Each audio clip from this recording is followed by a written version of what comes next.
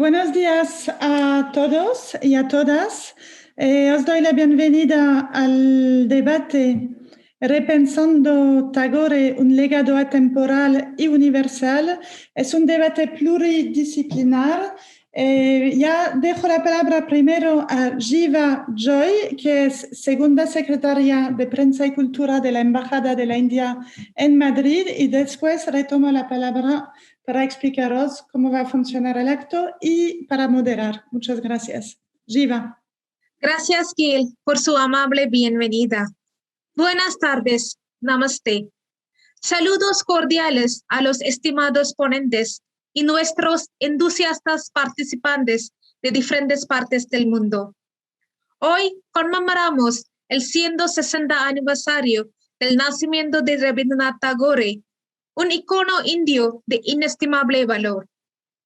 Hombre de extraordinarios logros literarios y artísticos, Tagore desempeñó un papel destacado en el renacimiento cultural indio y llegó a ser reconocido como uno de los arquitectos de la India moderna.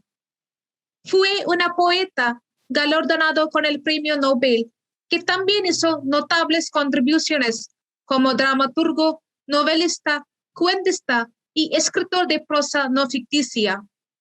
Además, se expresó como músico, pintor, educador, patriota y reformador social. Más que ningún otro indio, Tagore contribuyó a armonizar los ideales de Oriente y Occidente. Como parte de las celebraciones de India at 75, los 75 años de la independencia de la India, la Embajada de la India en España se complace en colaborar con Casa Asia, una destacada institución cultural y de diplomacia pública que se dedica a facilitar el intercambio de culturas, ideas y proyectos de interés común entre las sociedades de Asia y España. Me gustaría expresar mi agradecimiento al director de Casa Asia, señor Javier Parando, y la señora Gael Patin Leloy, jefe de los programas de diversidad y interculturalidad de Casa Asia, y todo el equipo de Casa Asia por su inestimable apoyo en la organización de este debate online como parte de las celebraciones de Rabindra Jayanti. Me gustaría dar las gracias a la Shreyasi Nag y Nupura School of Performing Arts de Barcelona por colaborar con nosotros. Durante el fin de semana, Nupura ha dedicado un video especial de danza y presentaciones de niños en el marco del proyecto Nupura Junior para rendir homenaje a Tagore. Gracias, Shreyasi, por ser la fuerza y el impulso detrás de este evento y esperamos su charla. Estimado Dr. Oscar Pujol y estimado profesor Shyama Prasad Ganguly, una cordial bienvenida. Ustedes son vínculos irreemplazables en las relaciones culturales entre India y España y nos sentimos honrados de tenerles como ponentes. Muchas gracias a todos y les deseo una tarde inolvidable. Namaste. Muchísimas gracias, Jiva, por la presentación y todos esos agradecimientos. Es verdad que detrás de este evento está Shreya, y también muchas gracias a Oscar y señor Ganguly por la generosidad en participar, sobre todo en estos momentos muy difíciles por todas partes y sobre todo en este momento en la India. Ya sabemos que es muy difícil, pero como dijo el señor Ganguly hace unos días, participar en un acto así es como una señal de resistencia. Y me gustó mucho su comentario, muy, muy duro, pero también muy positivo. Entonces, venceremos. Tendremos 3 intervenciones. Primero, Oscar Pujol, que, bueno, estudió sánscrito, es muy conocido en la Universidad Hindú de Benares. También es muy conocido por su diccionario sánscrito catalán, publicado en 2005, y el diccionario sánscrito español en 2019. Y es una alegría tenerle aquí porque participó en la creación de Casa Asia, al principio como director de programas educativos y en este momento es director del Instituto Cervantes en Delhi. También estuvo director en el Instituto Cervantes de Porto Alegre, pero bueno, hoy tenemos el honor de tenerle aquí. Él reivindica que no es un gran experto de Tagore, pero yo, bueno, confirmo que sí, es un gran intelectual. De hecho, ya empezó un poco el debate en la preparación del acto hace media hora entre Oscar y el señor Ganguly. Oscar partirá de la idea de Tagore como puente entre Oriente y Occidente y acabará hablando del nacionalismo, el libro de Tagore, para vincularlo con la actualidad y ver si todavía tiene relevancia el mensaje de Tagore. Después tendremos a Shreya Shinar, una gran colaboradora también de Casa Asia, una suerte tenerla aquí en España y en Barcelona. Es una artista, bailarina, coreógrafa, creadora y fundadora de la Escuela de Danza de Artes Escénicas Nupura en Barcelona y ha puesto en escena varias obras de Tagore, en especial Chitrangada, que trata del tema de la mujer, es lo que comentará hoy en esta intervención. Y también no solo es bailarina de Kathak, también ha colaborado en danza contemporánea, en particular con Sol Pico. Después, al final, tendremos al señor Shyama Prasad Ganguly, un gran intelectual también especialista de Tagore, hablará de Tagore y el mundo hispano y después si le preguntamos a lo mejor dará la respuesta a Oscar sobre mencionando el libro de Borges, Redescubriendo a Tagore. El profesor Ganguly es catedrático retirado y director del Centro de Español, Portugués, Italiano y Estudios Latinoamericanos en la Universidad Jawaharlal Nehru en Nueva Delhi y también desarrolló sus estudios de hispanismo en la Universidad de Delhi y en la Complutense de Madrid. Bueno, también estudió mucho sobre literatura comparada, aportando mucho en la investigación sobre la recepción de Tagore en el mundo hispano y la del Quijote en la India. Ahora doy la palabra a Oscar y les dejamos la escena virtual y por favor os animamos a compartir preguntas en el chat, las recogeré yo. Gracias. Oscar, a ti. Muchas gracias, Gael. Bueno, decir que es un placer estar aquí y que me sumo a las reflexiones del profesor Ganguly sobre un acto de resistencia en estos días terribles que estamos viviendo en la India. Y es, por lo tanto, un auténtico honor poder celebrar a Tagore. Creo que el 7 de mayo creo que es su aniversario, y poder estar aquí en Casa Asia, que realmente la siento mucho como mi casa. Y gracias a Shreya por juntarnos a todos y por toda la actividad realmente única que realizas aquí en Barcelona.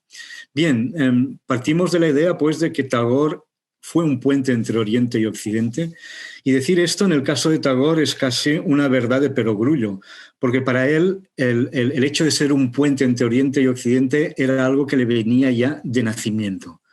Él nació en una familia de ricos mercaderes bengalíes fuertemente influenciados por las ideas liberales de Inglaterra.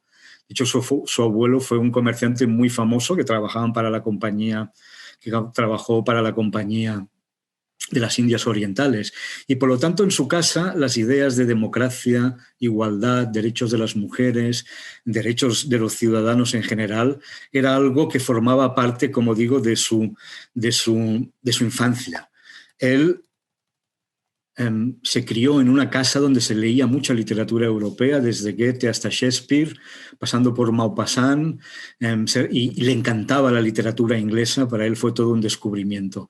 Pero lo interesante en el caso de Tagore es que al mismo tiempo se conservaban las raíces sánscritas, y él hace siempre un gran hincapié en esa preservación del legado indio. Voy a citar ahora a Tagore, y lo voy a citar mucho durante estos 15 minutos, y la primera cita dice literalmente, dice Tagore: he sentido el encuentro del Oriente y del Occidente en mi propia vida. Fue el mismo sentimiento que tuve cuando escuchaba en mi familia recitar versos de la literatura inglesa y de los grandes poetas de la época. Ahora me gustaría preguntarme qué tipo de puente es o ha sido Tagore. ¿Es simplemente un puente antiguo del pasado, un puente por el que ya no pasa gente, que es como un recuerdo? ¿Es un puente que todavía lo está circulando, la gente lo está cruzando? ¿O, por el contrario, es Tagore todavía, o puede ser, un puente de futuro? Es decir, un puente en construcción. Quizás las respuestas son las tres. Hay un Tagore antiguo y de un pasado entre India y Europa que quizás es menos en esos momentos desconocido. Hay un Tagore que creo que es actual y para mí hay un Tagore todavía por descubrir, que es como el que me gustaría incidir a mí. De hecho, tengo la sensación, y esto pasa con Gandhi también, que hay algunas de las ideas de Tagore que son tan modernas que todavía no estamos preparados para ellas. Y las respectos al nacionalismo quizás se incluyen dentro de esta categoría. Por lo tanto, tenemos un gran cosmopolitismo en la educación de Tagore y al mismo tiempo deseo de conservar el legado de la sabiduría tradicional india. Y él pensaba que la nueva personalidad india no pertenecería ni a Oriente ni a Occidente, sino que sería una reconciliación entre ambas.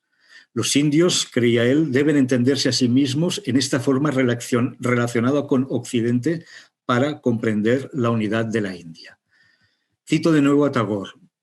Ni la vaguedad incolora del cosmopolitismo, ni la feroz autoidolatría del culto a la nación son el objetivo de la historia humana.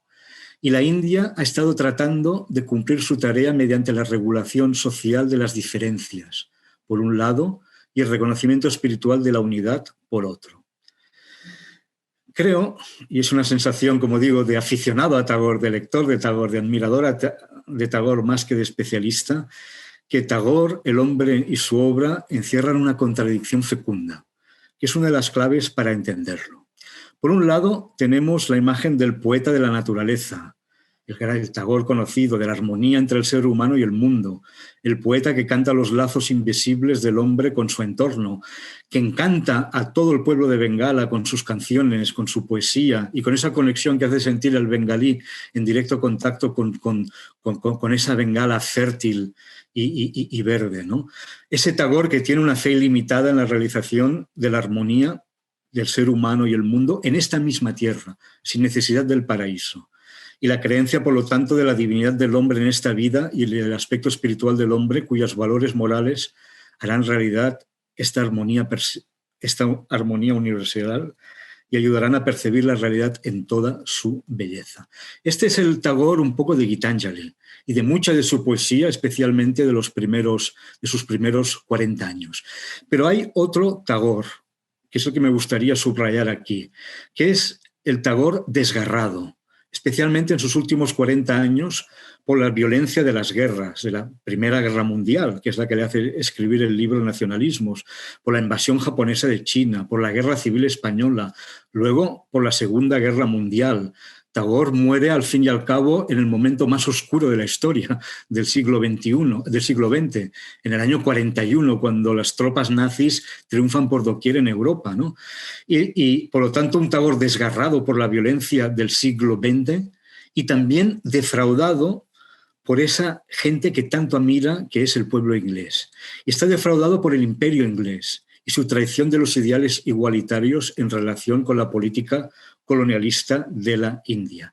Este segundo Tagore, desgarrado, defraudado, y muchas veces, como digo, claramente lo vemos, es el Tagore del libro Nacionalismo y Crisis de la Civilización, que, como sabemos, es su gran testamento escrito pocos días antes de su muerte. Voy a citar mucho a Tagore de su libro Nacionalismo, porque en este libro critica la concepción de nación-estado moderno como una maquinaria organizativa cuyo objetivo es la política y el comercio, es decir, la expansión y afirmación territorial y la acumulación de riquezas, o en términos económicos modernos diríamos el crecimiento económico infinito. Pero argumenta que el fin de la nación-estado moderna no es el bienestar de sus gentes. Y de aquí su crítica. Empiezo, pues, citando el contraste que él hace entre el concepto de nación y el concepto de sociedad. Dice Tagore en Nacionalismo: una nación en el sentido de unión política y económica de un pueblo, es ese aspecto que asume toda una población cuando se organiza con un fin mecánico. Por el contrario, sociedad es para él, cito a Tagore, la sociedad, por el contrario, no tiene un propósito ulterior, es un fin en sí mismo, es una autoexpresión espontánea del hombre como ser social, es una regulación natural de las relaciones humanas, de modo que los hombres pueden desarrollar ideales de vida en cooperación con unos con otros. Por lo tanto, él se queja mucho de que la sociedad india ha dado pie a la nación moderna que imponen los ingleses. Y ahora otra cita sobre cómo funciona el poder de la nación según Tagore. Y cito literalmente a Tagore. Cuando con la ayuda de la ciencia y el perfeccionamiento de la organización el poder de la nación comience a crecer y trae cosechas de riqueza, entonces cruza sus fronteras con asombrosa rapidez, pues entonces acosa a todas sus sociedades vecinas con la codicia de la prosperidad material y los consiguientes celos mutuos y por el temor de que los demás se conviertan en poderosos.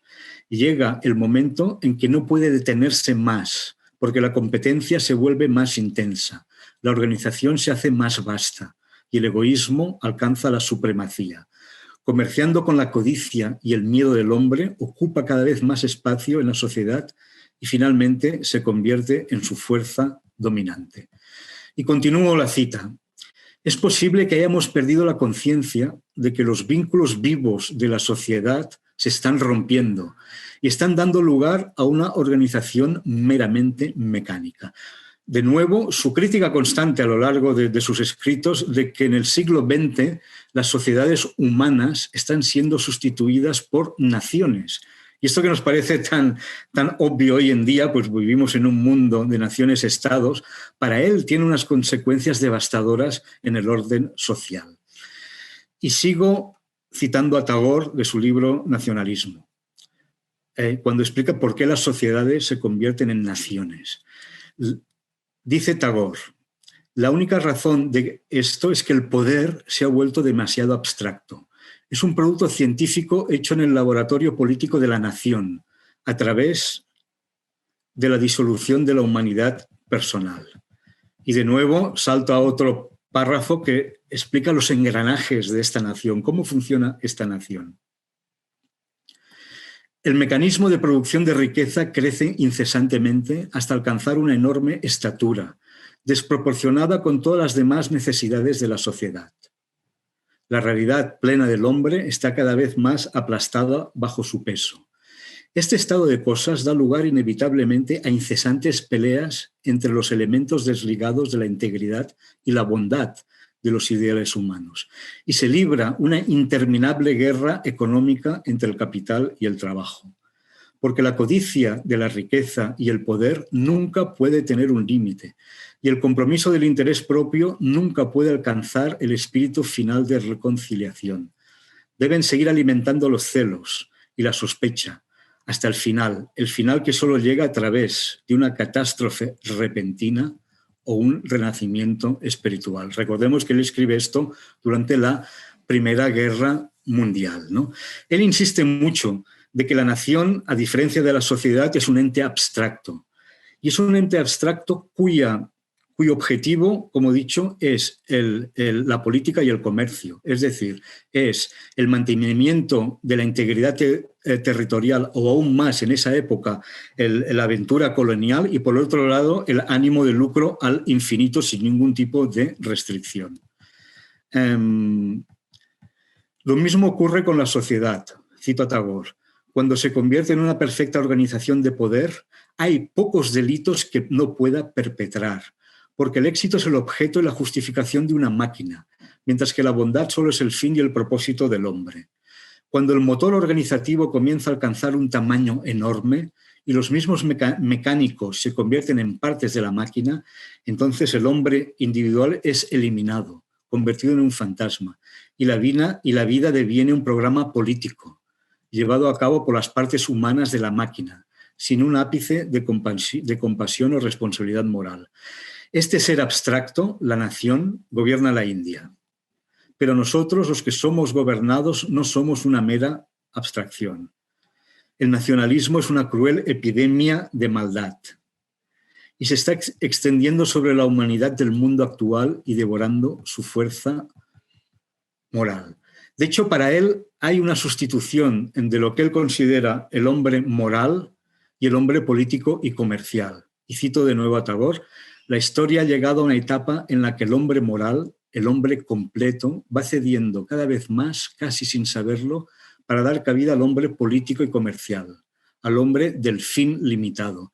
Este proceso, ayudado por el maravilloso progreso de la ciencia, está asumiendo proporciones y poderes gigantescos, provocando la alteración del equilibrio moral del hombre, oscureciendo su lado humano bajo la sombra de una organización sin alma.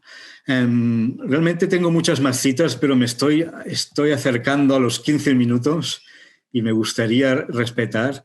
Decir simplemente que Tagore distingue entre el espíritu de Occidente y la nación de Occidente.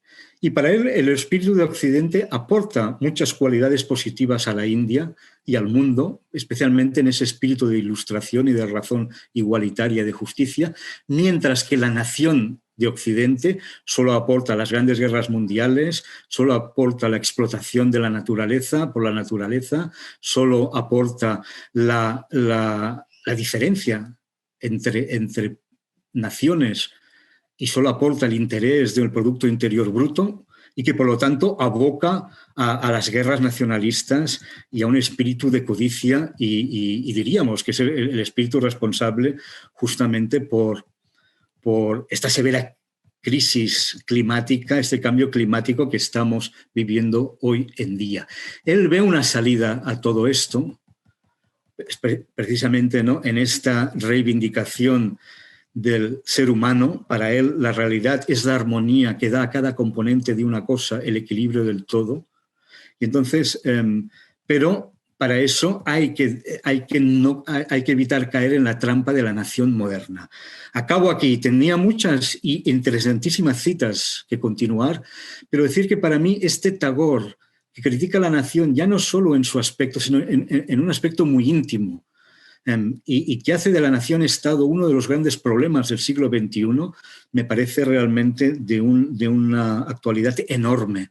Recordemos que vivimos en un mundo de problemas globales, sea la misma pandemia, sea la crisis climática, sea la economía, sea el hecho de la escasez de recursos, etcétera, etcétera, pero que sin embargo sigue organizada en forma de estados-nación que no tienen como objetivo final el bien sino de cada uno de sus países. Y por lo tanto me parece que esta es una discusión que valdría la pena rescatar y analizar, este Tagore tan crítico con un concepto limitado y sobre todo con un concepto de una sociedad que solo aspira al crecimiento continuo y a la consolidación de su poder, pero que en ningún momento aspira a la felicidad del ser humano, a su cooperación y a su convivencia mediante la armonización de sus cualidades, ¿no? Y que cree en esa realidad que es realmente darwiniana y basada solo en la competición y en la ferocidad de esa eficiencia, a veces mecánica, del progreso. Y con esto acabo. Muchas gracias. Muchísimas gracias, Oriol. Si tienes algo a comentar después, te dejaremos obviamente la palabra otra vez. Y parece, bueno, que son semillas, ¿no?, que han sembrado estas personas maravillosas y que ahora todavía están en el estado de germen y por eso no estamos preparados y tenemos mucho que descubrir. Vamos a pasar la palabra al señor Ganguly a cambiar los órdenes para que pueda contestar a los puntos que ha comentado Oscar y así hacemos un hilo más constructivo. Señor Ganguly, si puede activar el micro e intervenir. Como comentamos antes de empezar,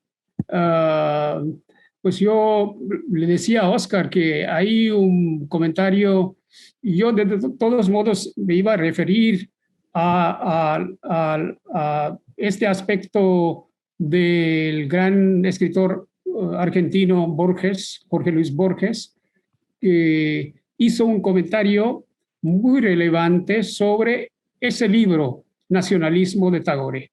Sabemos entre la recepción, digamos, negativa de Tagore, Borges fue uno de aquellas personas extraordinarias a quienes no les gustó la poesía de Tagore. Entonces era un gran crítico de la poesía de Tagore, le consideraba como poeta de tercera categoría, pero cuando leyó el libro del nacionalismo, Borges respondió de manera fascinante. Extraordinaria recepción de ese nacionalismo por parte de Borges. Por eso quería hacer un comentario. Yo simplemente voy a leer, como Oscar está citando, pues yo también cito ese ensayo. Ese texto corto que Borges hizo como comentario sobre el libro Nacionalismo en 1961 en la revista Sur de Victoria Ocampo. Pues ahí explica varias concepciones de la India sobre el tiempo, sobre la historia, etcétera, etcétera. Pero cuando entra en el problema de nacionalismo, o él dice que pues Tagore le amaba al pueblo inglés, decía que era un pueblo muy rico en el sentido de conocimientos, aspiraciones, etcétera. Le gustaba Inglaterra o los ingleses, ¿no? Pero lo que criticó era el concepto de la nación que los ingleses y el occidente nos dieron impusieron. Y ahí voy a citar algo, lo que dice en ese texto. Consideremos ahora la tesis general de la obra. Tagore no investiga las razones mentales o económicas del nacionalismo, aunque admite la parte preponderante que les corresponde a la soberbia y a la codicia. Para Tagore, la raíz del mal está en la nación, o, si se prefiere, en la forma misma de los estados occidentales, que engendra fatalmente el nacionalismo y su sombra sangrienta, el imperialismo. Tagore tenía por Inglaterra el amor personal que lo movió a escribir estas palabras. Hemos sentido la grandeza de esta gente como se siente el sol, pero su nación es para nosotros una niebla sofocante y espesa que oculta al mismo sol. Cifraba en Inglaterra las mejores virtudes del occidente, pero le resultaba intolerable que la forma política del pueblo rigiera a los hindúes. En la página 131 se lee: no estoy en contra de una nación en particular, pero sí en contra de la idea general de todas las naciones. ¿Qué es una nación? Es un pueblo entero bajo la especie de un poder organizado. Y ahí, por favor, fíjense en esas palabras. Cómo daña al individuo, su calidad, su naturaleza más alta, ese concepto de nación. ¿Qué dice Borges? Tagore, según Borges, Tagore dice, esta organización promueve innecesariamente el poderío y la eficacia del pueblo, pero su tenaz voluntad desvía las energías humanas de su naturaleza más alta. ¿Y qué es su naturaleza más alta del ser humano? Donde moran el sacrificio y el impulso creador.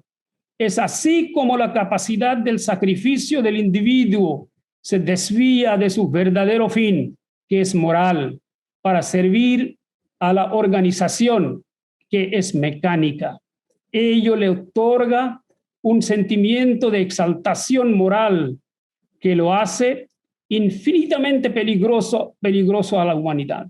No lo incomoda su conciencia cuando puede transferir su responsabilidad a esa máquina, que es la criatura de su intelecto y no de su total personalidad.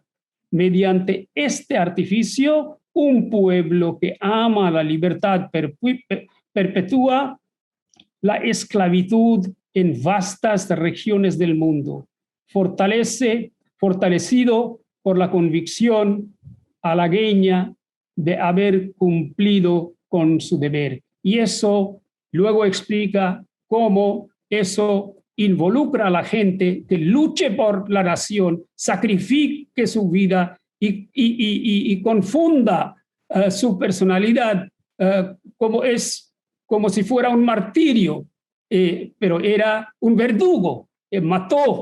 Mataron a personas. El Estado, la nación, obligó a los individuos a matar a otras personas, pero el Estado les da la identidad de martirios.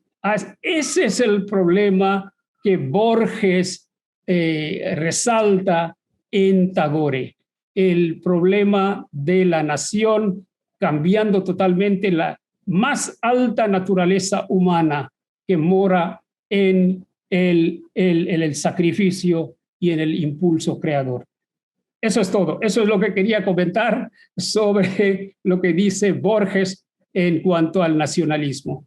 A pesar de ser gran crítico de Tagore, ahí sale Borges con un comentario fascinante sobre lo que constituía la filosofía de Tagore, ¿no? Esencialmente el meollo del nacionalismo, del problema del nacionalismo. Gracias, gracias. No, muchísimas gracias. Seguro que Oscar quiere contestar, pero vamos a pasar la palabra a Shreya y después, si queréis seguir, podemos seguir en este tema. Shreya, por favor.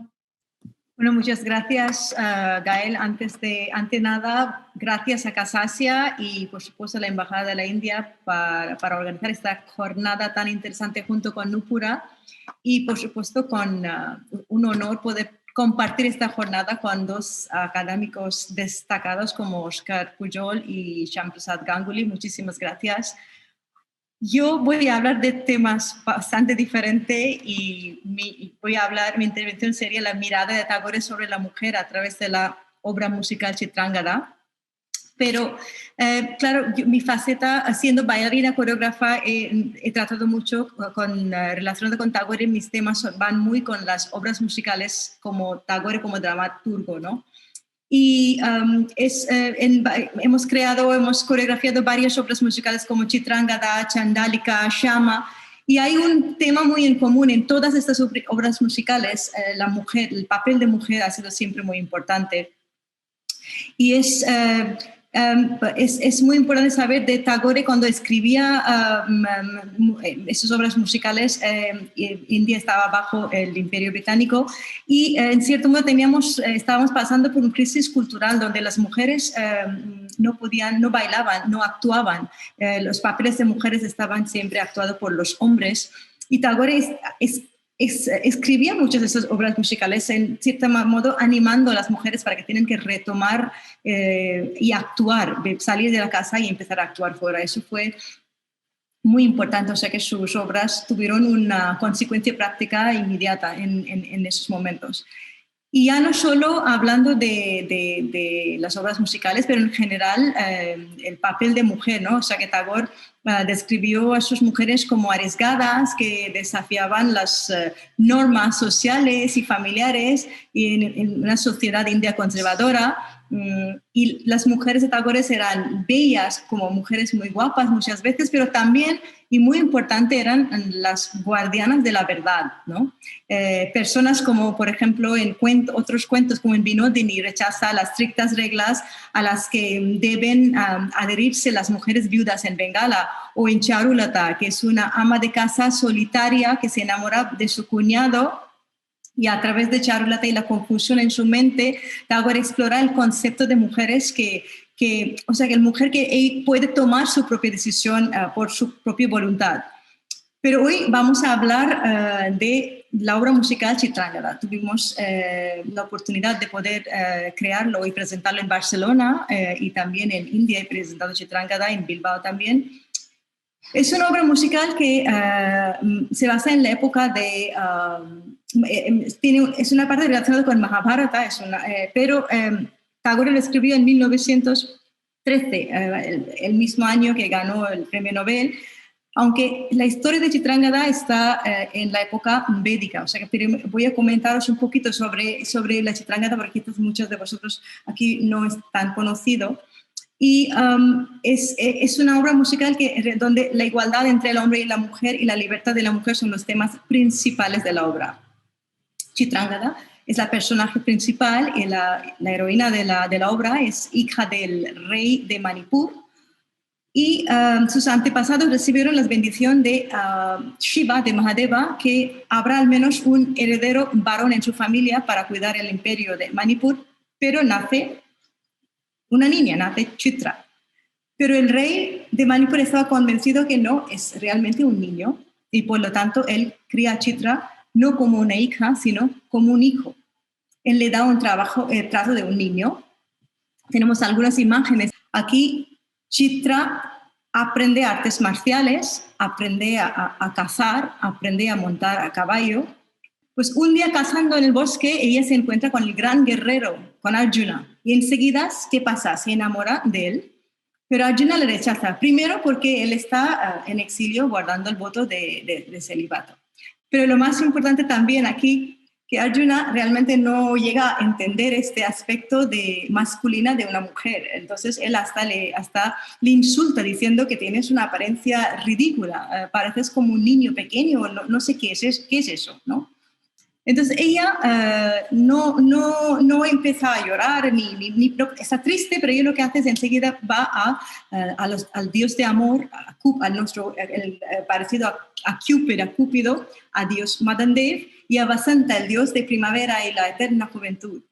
Entonces ahí le preguntan a Chitra, ellos se preguntan a Chitra, ¿qué es lo que le molesta? ¿Qué es lo que pasa? Y ella responde que ella es la hija del rey de Manipur y ha sido creada como un niño, como un hombre, como un chico, y que su padre no tenía heredero varón y por eso tenía este papel, ¿no? Pero ella es una gran guerrera, pero realmente ella quería vivir por lo menos un día verdaderamente como una mujer, o aprender a usar las artimañas femeninas. Y Chitra explica, ¿no?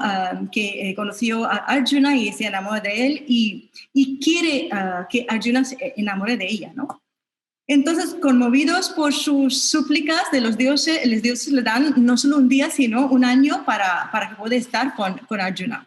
Vemos algunas imágenes después. Madandev está trabajando en ella con toda su magia y pasa de ser a una mujer femenina, ¿no? Entonces ella ahora es una mujer bella, ella se considera una mujer perfecta y se encuentra con Arjuna en el bosque.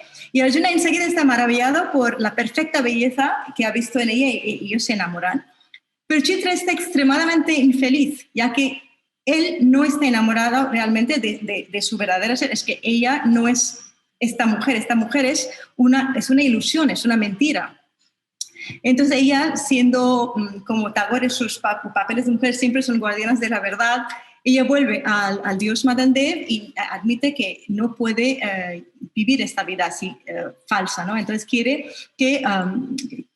rechazar a todo su amor, le da igual y quiere volver a ser como es ella, ¿no? Entonces, a pesar de este regalo que ha recibido, ella ve que la belleza perfecta como un ser no puede ser separado de ella porque tiene que ser como es ella, tal cual. Entonces, ella vuelve a aceptarse como es ella, una mujer masculina. En esos momentos Arjuna está pasando por los pueblos y Arjuna está escuchando la historia de la princesa guerra Chitrangada, que es, todo el pueblo está hablando de ella, que es en cuanto el amor es como una madre, en cuanto en la batalla es como una tigresa, y está Arjuna muy interesado en saber quién es esta mujer tan interesante. Está muy curioso, pero él obviamente no sabe que esa mujer tan bella que con quien la ve de vez en cuando es la misma princesa Chitrangada. No sabe esto, Arjuna. La obra básicamente termina con Chitrangada finalmente admitiendo a Arjuna que yo soy así, si me quieres, me tienes que aceptar tal como soy yo, una mujer masculina, y si no, pero no voy a hacer una belleza falsa o convertido por Madan Dev solo para hacerte feliz, ¿no? Y obviamente Arjuna entiende y acepta, y él dice que el honor es mío por aceptarme. O sea que al final está terminando como una cosa todo el mundo, todo feliz. Por lo tanto, vemos que Chitrangada es nuestra mujer muy atrevida, casi como una mujer del siglo XXI, porque al principio, aunque incluso, por ejemplo, la mujer del siglo XXI, ¿no? Las mujeres vestimos como queremos vestir, pensamos como queremos pensar, y así fue la Chitrangada Tagore, aunque era de la época védica, y también eso nos hace pensar, quizás Tagore quería también insinuar que la mujer de esta época, de la época periodo védico, eran mujeres mucho más libres, ¿no? Pero hay varias otras razones que nos hace pensar que la Chitrangada era como una mujer que pertenecía como de hoy. Por esa razón, todo lo que escribe Tagore muchas veces parece como una cosa eterna. Por ejemplo, fijaos que Chitrangada le gustaba cazar, a montar a caballo. Y en la historia del mundo la caza siempre ha sido un tema de los hombres. Y Chitra también le muestra, es una persona que está apasionada, es una cazadora apasionada. Luego, Chitra es como gobernante, ¿no? Ella, aunque su padre es el rey, ella es la que cuida a su gente, gobierna su reino. Está muy orgullosa, va a las guerras, ¿no? Luego tenemos que ver cuando ella va y propone a Arjuna el amor. Esto hasta hoy en día, en el siglo XXI, quizás yo personalmente no conozco muchas mujeres que van y proponen a los hombres, ¿no? Pero ella propone matrimonio a un hombre. Y no solo eso, cuando Arjuna le rechaza, ella no está llorando como entre las cuatro paredes, sino es como una mujer casi corporativa. Decide buscar una solución al problema. Va a Madan Dev, a Dios Cupid, y dice, cámbiame, yo quiero ganar a Arjuna. Pues es una actitud de una mujer de hoy. Una mujer muy valiente, muy moderna, y al final de todo esto, la parte más bonita de esta obra musical, que creo que es un resumen de lo que es Chitrangada, cuando termina la obra, ella dice, Ami Chitrangada, Ami Rajendra Nandini, y es una poesía muy bonita donde dice que soy Chitrangada, una princesa de un linaje de grandes reyes, no soy una diosa, ni una mujer corriente. No deseo ser adorada, ni tampoco ignorada. Esa no soy yo. Pido estar a tu lado, tanto en los buenos como en los malos momentos, y que me permites compartir igualmente en las penitencias que vendrán, entonces sabrás mi valor. Soy Chitrangada, una princesa de un linaje de grandes reyes. O sea que es una manera de concluir que solo al final ella aceptará esa relación si Arjuna le acepta tal como es ella, además igual. Esto es Tagore, su visión de una mujer que escribió en 1913 y obviamente el contexto es la época védica, pero cuando hoy en día lo actuamos o hoy en día lo presentamos, nos parece que estamos hablando de una mujer de hoy, o estoy hablando de mi vida o de cualquier otra mujer, de cualquier parte del mundo, de hecho. Voy a terminar mi charla con un pequeño vídeo que muestra unas partes de la obra. Vamos a verlo un poquito. Y eso creo que resume un poco de todo lo que quería comentar.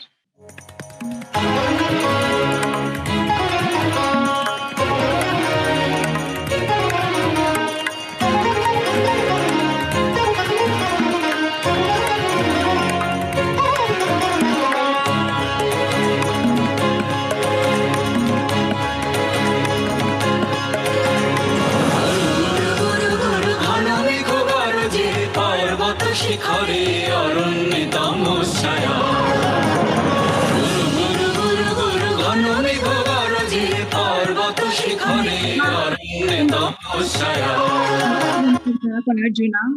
ঝড় কলকল্লোলে ব্যাধের চরণ ধ্বনি শুনিতে না পায় বীর হরিণ দম্পতি Dios de amor.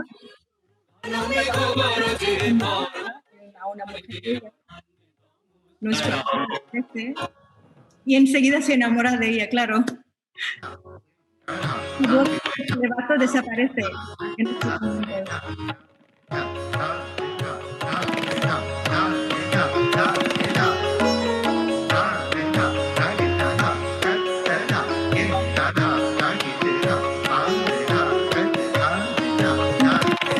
Oye, todo el mundo hablando de esta princesa guerrera Chitrangada y quiere conocer a esta Chitrangada. Y otra vez ella vuelve al dios Madandev y dice, quiero volver a ser como soy yo, da igual si Arjuna me acepte o no.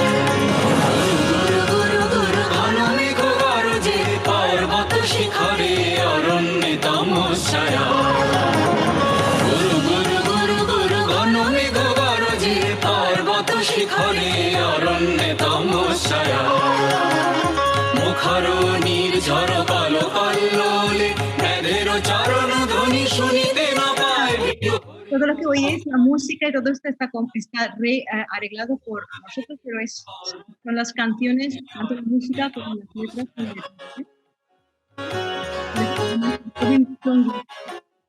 Que es una gama de música de ¿no?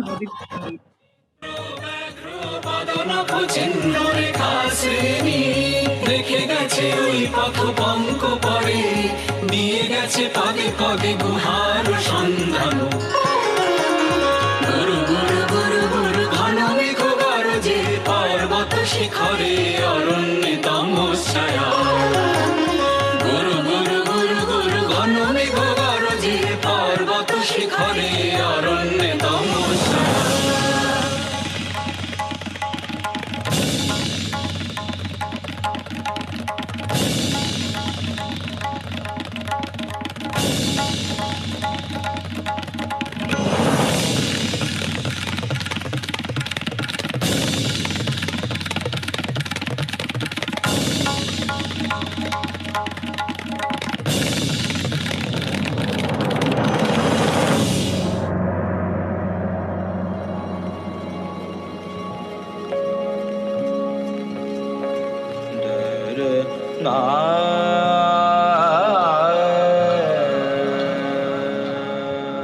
Creo que es mejor bailado que hablado, pero ya vendrán otras ocasiones de poder bailarlo y presentarlo. Muchísimas gracias. Muchísimas gracias, Shreya. Veo que el tiempo se apura, pero bueno, ahora vamos a pasar la palabra al señor Ganguly. Os pediré tener, bueno, yo creo que lo vamos a alargar unos minutos si estáis de acuerdo todos y nos interesa mucho conocer su opinión. También aprovecho para recordar que si queréis hacer alguna pregunta en este chat o en el canal YouTube, que también hay un chat, podemos compartir una pregunta o dos al final. Gracias. Señor Ganguly, por favor. Me interesó mucho el baile que presentó Shreyasi. Una pregunta nada más. Es que en el Ravindra Nitya, Tagore siempre utilizaba movimientos según las emociones generales. Así que no hay ninguna codificación de los movimientos en la Ravindra Nitya. En la danza de Rabindranath Tagore nunca propuso la codificación de los bailes, de los signos. Y por eso el Ravindra Nitya no ha podido salir en otras partes del mundo. Se ha quedado muy limitado dentro de Bengala y quizás en la India, en otras partes donde están los bengalíes. Pero aquí veo muy interesante, y me parece que así se va a actualizar el Ravindra Nitya, Shreyasi ha utilizado otras formas clásicas del baile indio, integrándolo dentro de Ravindra Nitya, es decir, danza de Tagore, la especie que el género que él creó. Ella ha integrado muchos movimientos de la danza clásica india. Y así me parece fascinante, ¿no? El acto. Así tenemos que sacar Tagore de la caja, ¿no? Y presentarle en la forma más actualizada. Pero lo hizo ella con algún propósito, o porque ella es especialista en Kathak o en las danzas clásicas, evitó los movimientos generales de la Ravindra Nitya. Esa es la pregunta que quería hacer, nada más. Es muy interesante la observación y es totalmente la verdad. Primero porque, por supuesto, soy bailarina de Kathak, entonces todo esto se basa un poco relacionado con la danza Kathak. Pero también lo que usted ha dicho, que Ravindra Nitya es muy difícil de entender, comprender o hasta disfrutar para la gente que no son bengalíes. Y yo lo que quería es llegar con el mensaje de Tagore a máxima gente aquí en este país, ¿no? Entonces, ¿cómo hacer esto para que lo vean y realmente disfrutan, para que puedan realmente aceptar o entender o comprender más el mensaje? Entonces, he usado un poco mis maneras y a través de la danza Kathak para cambiar un poco color. Sin embargo, dicho esto, hemos creado con muchísima...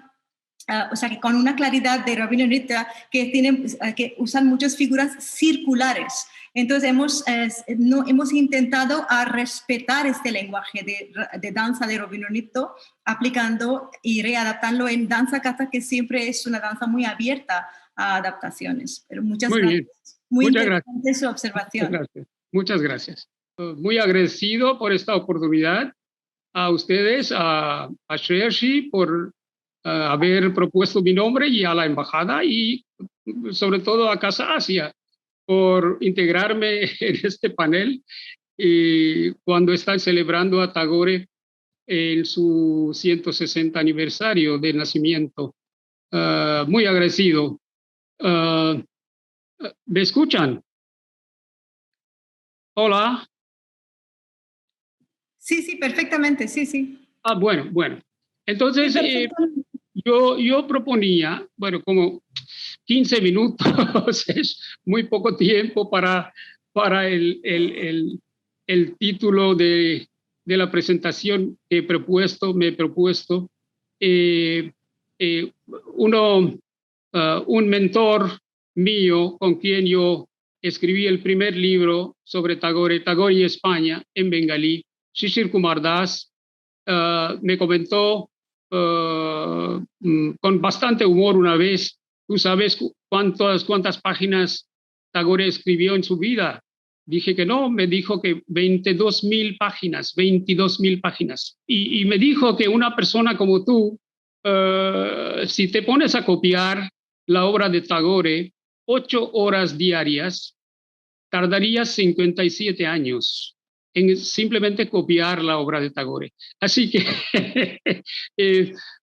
tratar de decir algo sobre Tagore en 15 minutos sería un reto que yo no puedo cumplir.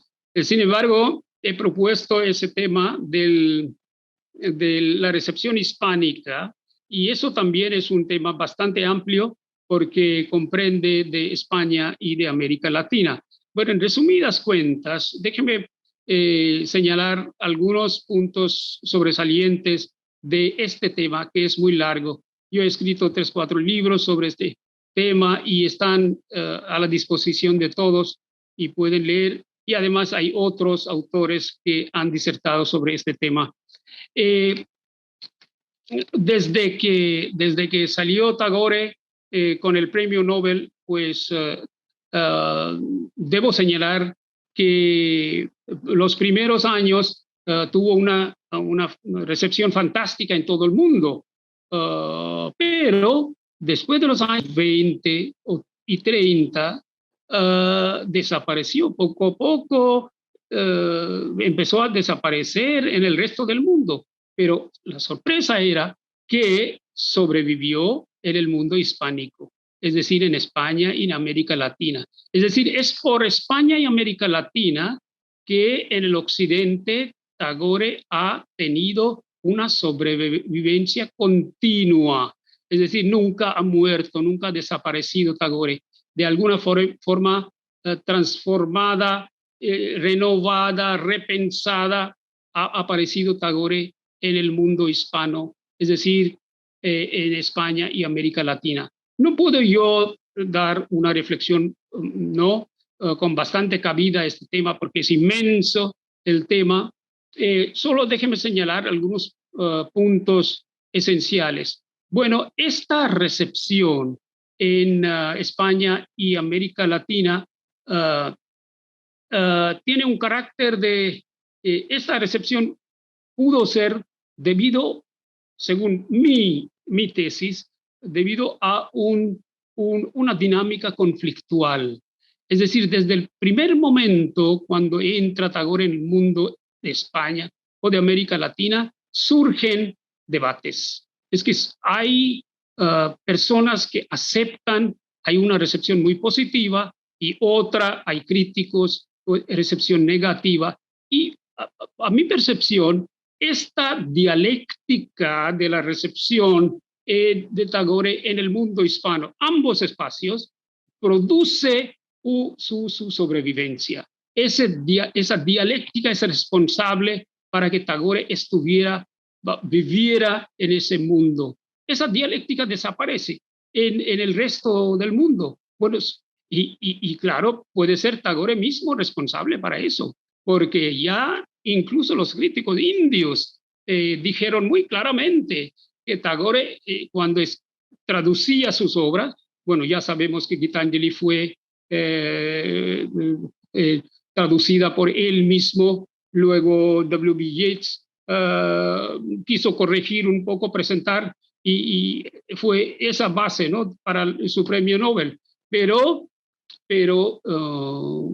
y luego los críticos, incluso en el occidente y también dentro de la India, incluso dijeron que hacer su obra, traducir su propia obra en inglés, él mismo, ese paso o ese esfuerzo fue casi un suicidio. Es decir, ni captaba ni 10% del valor original de las obras de él.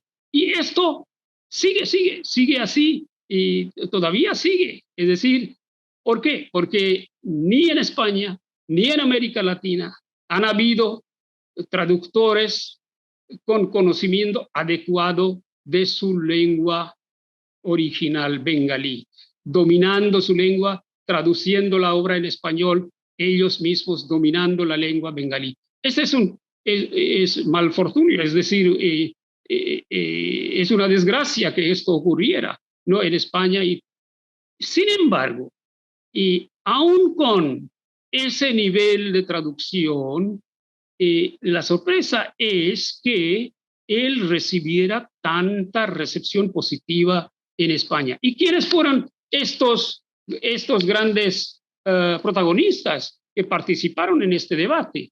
Bueno, ya en España sabemos, ¿no?, Juan Ramón Jiménez,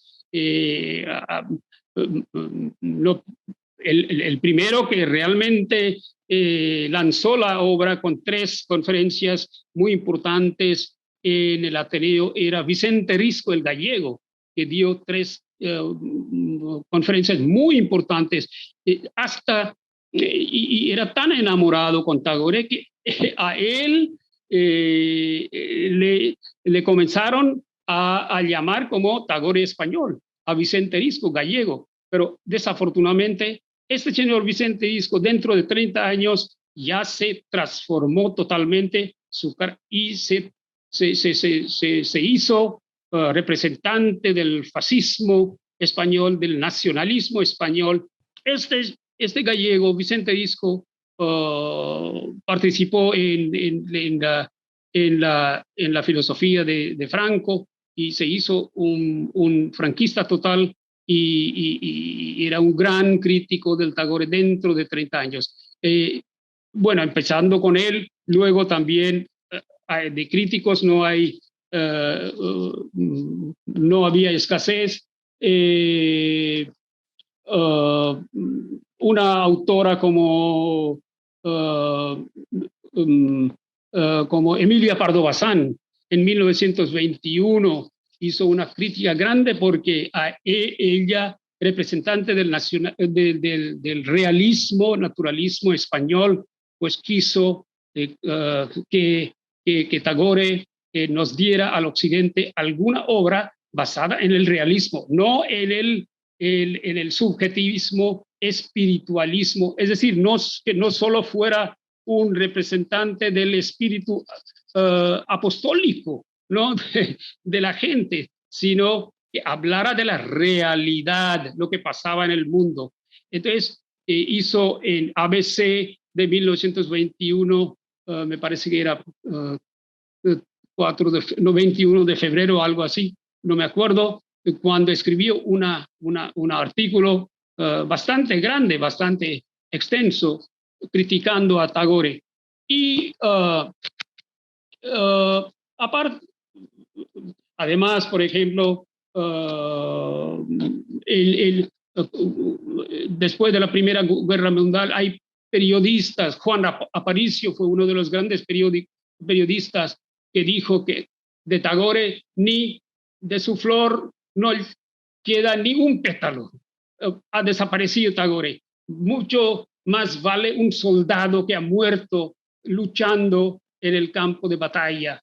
Tagore ha desaparecido. Bueno, esta es la lista de y hay varios. Eugenio de Ors, por ejemplo, dijo a Juan Ramón que se ha ido a dormir en la almohada de pajas creada por Tagore, ¿no?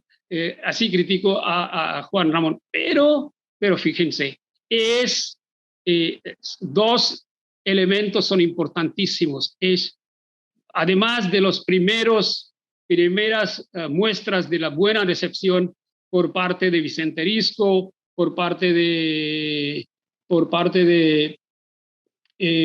Ayala, Francisco de Ayala, por parte de Ortega y Gasset. Escribió 3 cartas inmensas, grandes, explicando la filosofía de Tagore, ¿no? Leyendo las traducciones de Zenobia y de Juan Ramón.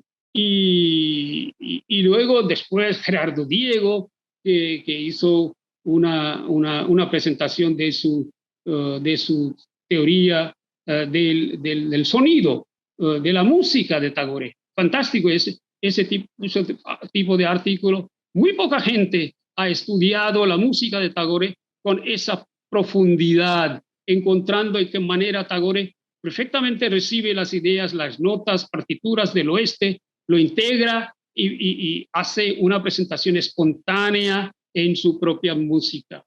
Y bueno, y sobre todo Juan Ramón Jiménez. Juan Ramón Jiménez, desde el primer momento cuando Zenobia le manda su primera traducción en 1914, bueno, él se enamora de la traducción y eso también decide de que las dos personas se casen. Es decir, Juan Ramón, Zenobia nunca quería casarse con Juan Ramón porque decía que era loco.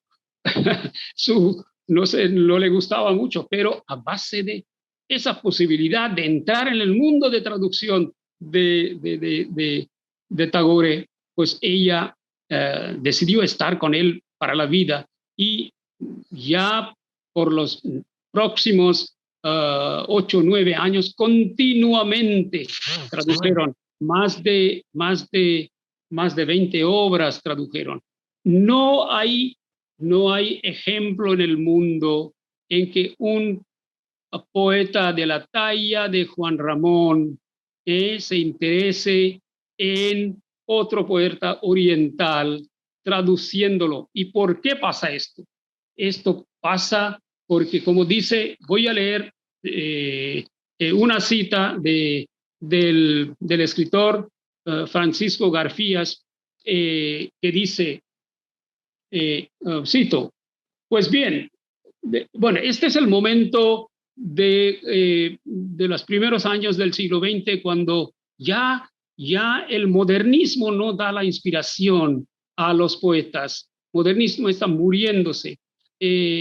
Después de tanta inspiración por Rubén Darío, está en España, y además han pasado cosas en España mismo, ¿no? Después de la estancia del reino imperial y otras instituciones libres de enseñanza, residencia de estudiantes, donde los generación de 98, donde se discutía otra manera, otro modo de vivir. El orientalismo había entrado en el occidente, como dijo Oscar, y en esa época, pues ellos querían explorar otro nuevo camino que podía sustituir al modernismo reseco de esa época. Y ahí dice Francisco Garfías, cito la parte del párrafo del texto de Francisco Garfías. Pues bien, antes de este suceso poético que indicamos, que era el modernismo, Rabindranath, con el espaldarazo del Nobel y su profusión de libros de poesía, ensayo, teatro, aforismos, novela y cuento, había llamado con sus nudillos sutiles la atención del lector español. Tras las sílfides, las princesas y las bacantes, irrumpe Tagore con su sol, con su cielo, con su nube, su flor sonriente, entreabierta, su niño dormido o su luna nueva, los campos soleados, a Ontanar sorprendido, a gusto por la soledad y al diálogo con Dios. Una poesía que estaba llamada a estremecer y a refrescar un poco la poética reseca del yeso del momento español, se refiere al modernismo. En el poeta bengalí y a través de Juan Ramón tomaron muchos de los poetas de la generación siguiente sus jugos más sabrosos. Bueno, fue la recepción de Juan Ramón. No quiero entrar en detalles, solo tienen que leer los colofones líricos en el libro, en la ontología de la traducción de cada capítulo, para ver qué tipo de recepción Juan Ramón hizo. Como he dicho, que voy a incluir un poco también la otra parte del mundo hispánico.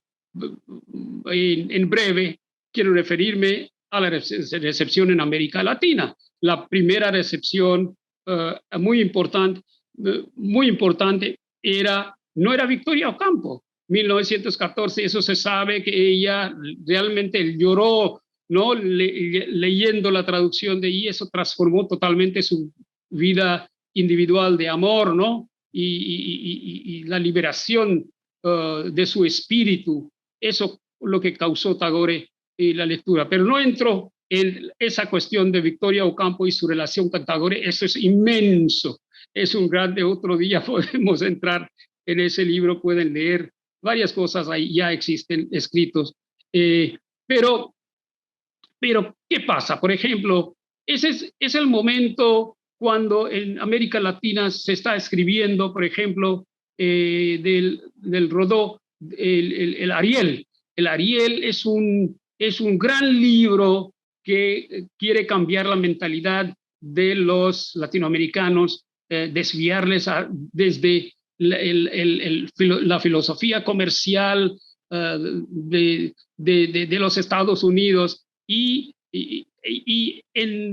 introducir una estética propia. Ese es el momento cuando ocurre también la Revolución Mexicana. Empieza la Revolución Mexicana con la participación de varios personajes, donde está Vasconcelos. No entro en esta cuestión de cómo creó esa institución, un Ateneo de la juventud, alrededor del cual se juntaron varios intelectuales. ¿Y qué hace Vasconcelos? Él está luchando como partícipe contra Díaz y otros pintores, otros artistas, pero tiene que irse a Estados Unidos y durante la revolución, y ahí traduce varias obras de Tagore. Y cuando regresa con el éxito de la Revolución Mexicana, cuando se hace secretario de la Educación, él introduce varios en sus estudios indostánicos a través de él, y otras traducciones de Tagore, entre los cuales se encuentran la personalidad, el nacionalismo, la luna nueva, etcétera. 4 libros muy importantes. ¿Y cuál es su propósito? Introducir entre la gente común, rural, iletrado, ¿no?, de México, un espíritu nuevo, y es totalmente espiritualizado, que los mexicanos aprendan, hagan una expansión de su horizonte leyendo esas obras. Fue él quien primero presentó a Tagore en eso, pero junto con él en otros países de América Latina también hubo una reacción fantástica. Iba a contar que Gitanjali, Ofrenda Lírica, no era por el libro por el cual recibió el premio Nobel, no era el libro que fue traducido ni en América Latina ni en España, el primer libro. En España en 1918, en América Latina en 1917, de un poeta de Bolivia y luego de México. No quiero nombrar aquí, ¿no?, estos grandes poetas, pero ahí salen. Pero recientemente hemos descubierto, por trabajo de una ecuatoriana indóloga investigadora, que fue una cubana quien primero tradujo 5 poemas de Gitanjali en 1913 en una revista cubana. La investigadora María Elena Barrera Agrawal, que es una investigadora actual, y su artículo salió en un periódico de Bangladesh dirigido por Raju Alauddin, y ahí hemos visto esa explicación de cómo yo personalmente no he verificado. Mis colaboradores, mis otros investigadores seguramente verificarían, no tampoco he visto, pero publicó 5 poemas en el Diario de la Marina en 1913, 6 de agosto. Entonces, esto sería la primera traducción por una cubana en Cuba del Gitanjali. Esto es un dato totalmente nuevo que estoy revelando, ¿no?, en la presentación de hoy. Ahora, claro, Gitanjali y la manera en que Juan Ramón lo tradujo captó la esencia de Gitanjali, pero en su traducción hay cambios, hay modificaciones. Él ha introducido su fervor poético. Por eso Tagore y su Gitanjali en América Latina, en España y América Latina, ha sobrevivido tanto. En otros lugares en América Latina, Gitanjali fue traducido con bastante exactitud, pero con este valor poético, creativo, ¿no? Fue Juan Ramón quien lo tradujo. Bueno, entonces yo podría añadir varios datos sobre esta cuestión de la recepción. Cuando yo estaba investigando en España, pues ahí encontré, sobre todo la recepción por parte del pueblo, por parte de la gente común, no poetas, ni escritores, ni representantes del gobierno. Pero yo cuando visitaba mis amigos Juan Ruiz y otros amigos que me llevaron de una institución a otro, me dijeron a varias instituciones. Ahí vi, en cada casa había una o dos copias ejemplares de algún libro de Tagore. Y eso me sorprendía bastante. ¿Cómo es posible? ¿No? Tagore ya ha pasado varios años, pero ¿por qué esa recepción popular? Es decir, Tagore se mantiene dentro de la mentalidad de los españoles. Esa presencia. Y eso igual lo vi en América Latina. Cuando iba a las bibliotecas, veía algunos libros en la carta del índice, de la biblioteca, en la hoja de emisión, ahí veía el libro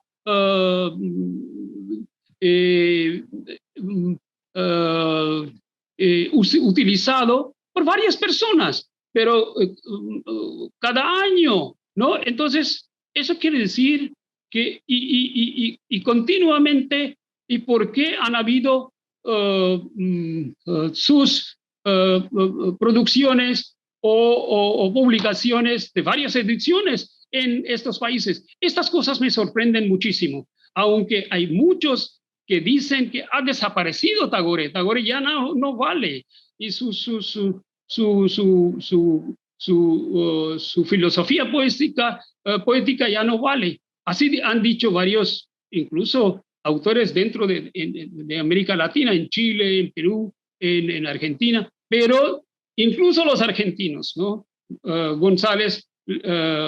Joaquín González hizo una presentación de sus 100 poemas de Kabir, de Tagore, traducido por Tagore, y eso tuvo una repercusión tremenda en los primeros años de los 20 en Argentina, en una situación de odio, y eso es lo que quisieron hacer varias personas. Entonces, esa presencia es bastante sorprendente, y todavía seguimos investigando, porque hay una presencia de tanto en España como, aunque en España la teosofía fue rechazada en los primeros años, muchos teósofos fueron ignorados, tuvieron que salir de España, pero esto ha entrado a través de la iglesia, por ejemplo, o a través de otras personas interesadas en la pedagogía de Tagore. Y esto igual en América Latina, ¿no? Ha sobrevivido Tagore en varias partes. Pudiera yo dar una lista de los autores y qué es lo que ellos hicieron, cuáles son sus explicaciones, pero ya no es la hora de añadir estos detalles. Muchas gracias y lo siento mucho por exceder el tiempo. No, por favor, es una suerte poder escuchar todo lo que ha contado, y bueno, supongo que podemos buscar libros o artículos suyos y también de Oscar.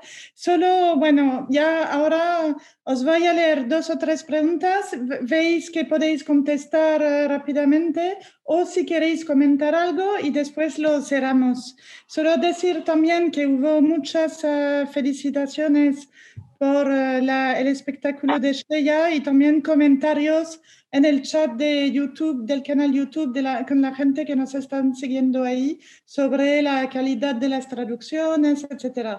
Pero bueno, os las digo todas juntas y así veis cómo gestionar las respuestas y acabamos. Shreya, pregunta a Ramón si el espectáculo, la obra de Tagore, está previsto traerla a Madrid para su representación. Yo supongo que será la respuesta más corta. Espero que sí, seguramente sería buena noticia.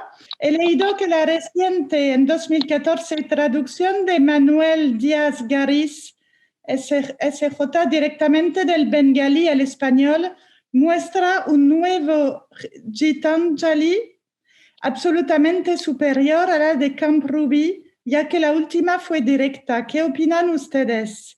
Espera, también solo leo las preguntas. ¿Podría profundizar en la crítica de Borges a la poesía de Tagore? Supongo que no habrá mucho tiempo. ¿En qué basaba su crítica? ¿Leyó Borges las propias traducciones al inglés de Tagore? Y solo un segundo os leo alguna pregunta que estaba en el chat del YouTube, que era interesante. Las diferencias entre Tagore y Gandhi sobre el nacionalismo, sus diferentes puntos de vista y su respeto personal mutuo. Y también por qué Tagore no llegó a viajar a España. Bueno, yo os invito a hacer algún comentario, incluyendo o no estas preguntas, porque hay poco tiempo y ya está. Como queréis. No sé si, Óscar, llevas mucho tiempo. Muchas gracias, Gael. Creo que hay varias preguntas que va a responder muy bien el profesor Ganguly. Y en cuanto a la traducción de Gitanjali, yo no puedo opinar. Yo pienso que el profesor Ganguly va a responder mejor porque él conoce el original bengalí. Yo leí a Gitanjali en la traducción inglesa del mismo Tagore y por lo tanto no puedo realmente. Simplemente para cerrar igual mi intervención, pues decir esto, ¿no? Que yo reclamo un Tagore doblemente vanguardista. Por un lugar, en su crítica feroz al nacionalismo y a ciertas estructuras que diríamos totalitarias de la modernidad, y aquí vale la pena mucho tener en cuenta todo lo que él ha escrito, esas 22.000 páginas, porque hay un fondo enorme de sabiduría ahí, y también reclamo la vanguardia y la relevancia de Tagore en el mundo moderno por su espiritualidad. Es decir, yo creo que el mundo moderno está llegando a un momento en que esa aparentemente ingenua espiritualidad de Tagore y su relación con la naturaleza será de nuevo valorada, porque vivimos en el reino de la cantidad, donde realmente lo único que parece que cuenta son los éxitos materiales, y que habrá por parte del público, como digo, esta doble reivindicación de un Tagore más crítico, más político, y de un Tagore que nos devuelve a esa dimensión espiritual eterna del hombre, que es un mensaje claro de la India. Sí, sí, por supuesto, por supuesto. Por supuesto. Bueno, esa dimensión crítica, no, el Occidente tampoco ha estudiado, ni los españoles, ni los alemanes, ni los franceses, ni los latinoamericanos. Hay dimensiones críticas, por ejemplo, el universalismo, la naturaleza del universalismo de Tagore. Y está Martha Nussbaum, ahora está estudiando la gran relevancia de los principios del universalismo en la enseñanza de hoy, donde los principios de cosmopolitanismo tienen que prevalecer sobre las estructuras políticas, patrióticas, nacionales que se quieren imponer en varias naciones. Y en los sistemas educativos esto tiene... Y ahora, recientemente, en los últimos 10 años se están estudiando.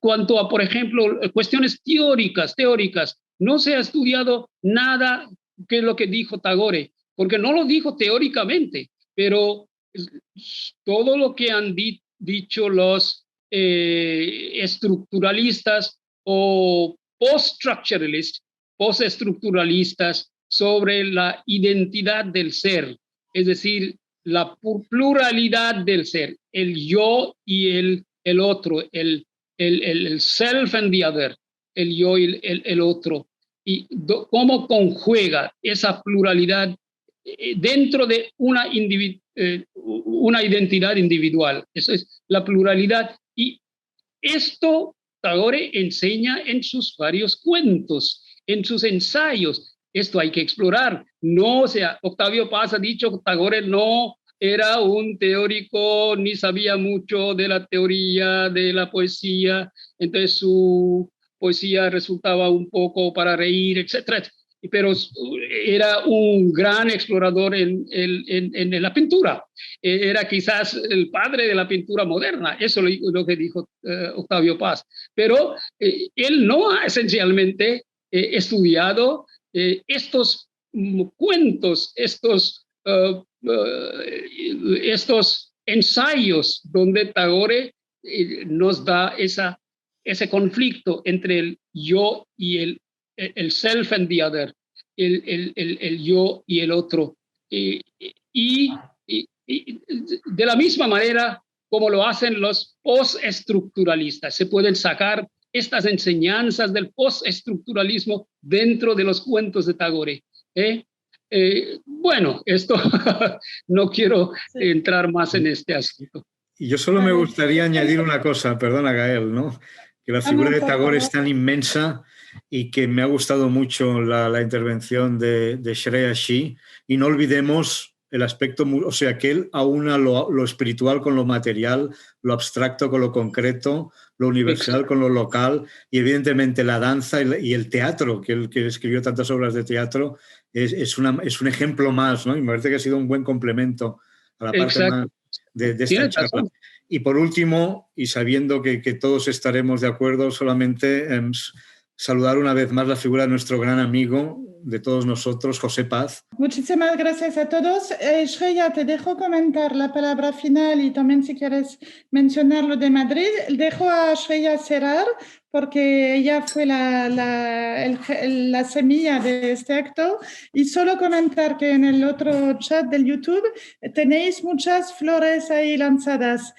Oscar, que es un genio inspirador. Shreya, muchas gracias por juntar todo a todos, y señor Ganguly, que es tan apasionado de Tagore que con su barba se parece a él.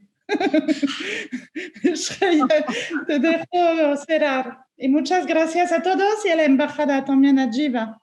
Sí, pues yo creo que ante todo creo que deberíamos pedir disculpas tanto a Oscar como al señor Ganguly, porque Tagore es realmente un tema muy, muy complicado para realmente dejar de hablar algo sobre él en 15 minutos. O sea que aún así vosotros habéis sido muy, muy amable para aceptar y en cierto modo respetar ese tiempo, pero la verdad que os pido perdón. Yo solo me gustaría decir que yo soy, claro, mientras que voy viviendo en España, cada día más me hacen recordar que soy bengalí y tengo que saber sobre Tagore. Cuando estaba en India no daba mucha importancia a Rabindranath Tagore, pero desde que estoy en España tengo que saber mucho más sobre él porque me preguntan, me reclaman. Y yo creo mi propuesta para cerrar realmente sería no un cierre, sino pensar quizás, Gael, en crear otra jornada más sobre Gandhi y Tagore, porque es una cosa que han preguntado mucha gente y es un tema muy interesante que deberíamos crear alguna otra jornada trayendo a Gandhi y Tagore juntos y a ver cómo, porque es realmente... Hay muchas preguntas en relación a a mí me entraba otra idea y quería un debate sobre hacia dónde vamos, reflexiones sobre nuestras vidas con personalidades así, tan interesantes. Pero bueno. Por mi parte, muchísimas gracias y sinceramente, hablando un poco sobre la obra y vamos a presentarlo en Madrid este año, pero debido a la situación lo haremos el año que viene, espero.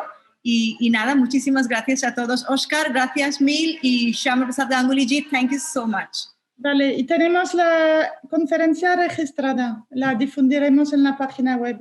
Gracias, buenas noches y ánimos y coraje. Gracias, adiós.